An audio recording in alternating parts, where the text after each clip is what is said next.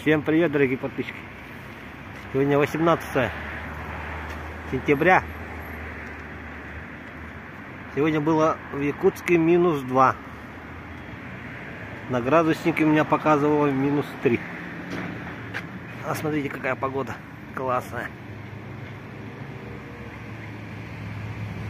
Завтра обещает дождь, ветер сильный. Послезавтра в субботу снег обещает. Погода хорошая у нас сегодня. Сегодня сгоняю на рыбалку по-быстрому.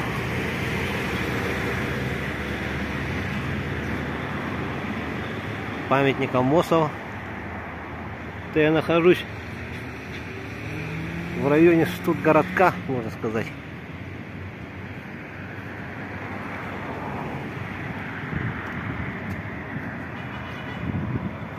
Бывший ЯГУ, главный корпус, вот он находится, старый. Это Сергелявские огни.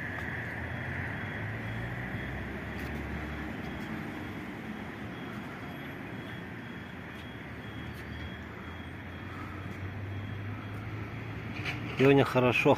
Ну, чувствуется уже не лето, прохладно очень. Прохладненько. Вот такой небольшой репортаж. Всем привет с Якутска, всем привет с Якутии.